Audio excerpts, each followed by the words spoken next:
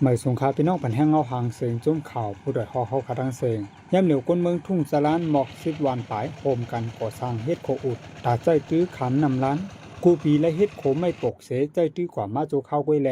พอถึงเข้าฮือมาโคใกล้ลูกไว้มังปีป้ากว่าจอมนำย้อนนั้นตาก้นวานเขาตั้ง2ฝั่งนำล้านเดกว่ามาเหตุการณ์ไรในไรทบตั้งอยากผืดกูปีเนี่ยค่ะมันลองมาบุกขู่กว่าเนี่ยในเฮาค่ะพระจันทร์วานก็มจังแต่ได้ไล่ออกกาซื้อลองกินลองย่ำแต่มุ่งหัวเฮือนแต่กูลองนั่นขนาดเนาะมันหยาบผืด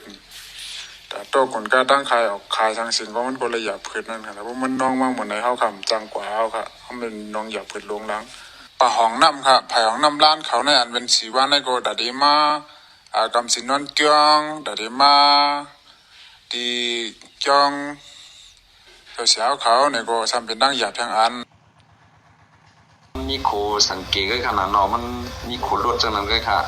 โคท่อโคก้าได้ก็เลยการให้นำก็ค่ะเพราะว่านำแห้งในเด่มจังกะค่ะพวกเด็กคำในว่านำก็จังในก็เลยเอากาในไว้ไผ่บุญล่ำผ่านิดล่ำให้ก็เลย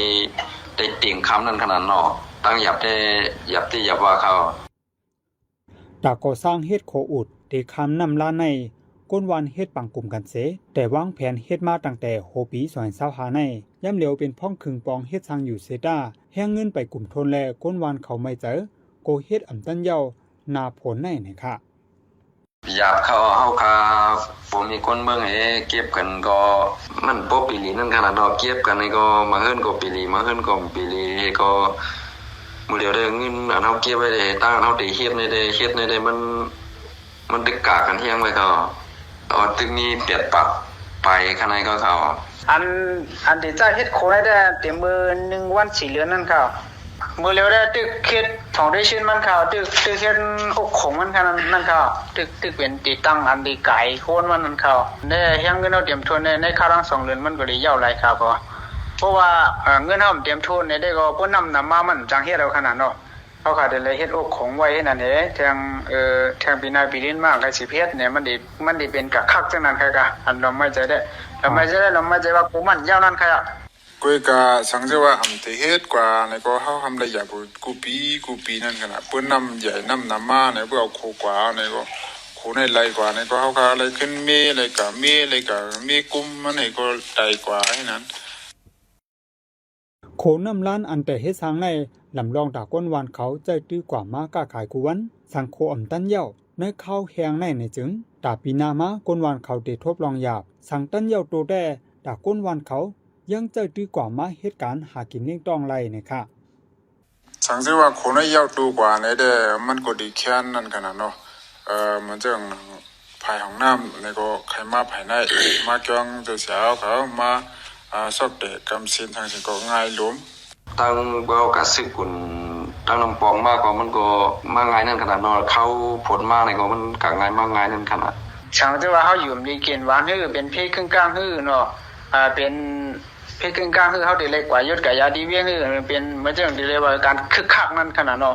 ฉะนั้นก็เฮากว่าแรงง่ายๆลมๆนั่นขนาดมันตันคึดข้าวยามมันไหลลิ้นนั่นขนาดเฮาคาเดียวตั้งขายฮื้อมันจังเข้าเปลือกฮื้อเข้ากาฮื้อเนียงยามฮื้อกูเจื้อนั่นขนาดเนาะ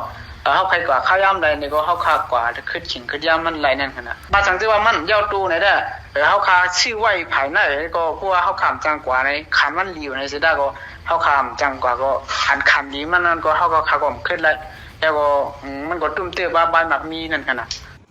โขนำล้านอันแต่ก่อสร้างในมีในเกวานกุ้งฉาแลวานเป้งกล้วยในเสเวงเมืองใหญ่ตาก่อสร้างโคในอยู่ที่กุนเมืองเสยามทุกย้อนให้ลงวงจึงมาเฮ็ดปันหลายปอกเย้าเสตาอำเป็นการมาสร้างโคในเย้าในจึงกุนวานเมืองนังวานเป้งกล้วยวานปุ้งถุนวานโหล้านวานปุ่ง5วานเอิงมันวานน้ำแข็มวานหมักมันวานกุ้งสาวานหนองล่างแลวานกองเวียงเจอในดีกว่ามาสืบใจกันง่ายนี่ค่ะปัญหาซุ่มข่าวผู้ใดเฮาเลยยินชมขอบใจอย่างนำค่ะย้อนในพี่น้องเฮาอยู่ลีกัดเย็นรถเพขึ้นสิกัมค่าสายโซซื้อข่าวออกหมายสูงค่ะ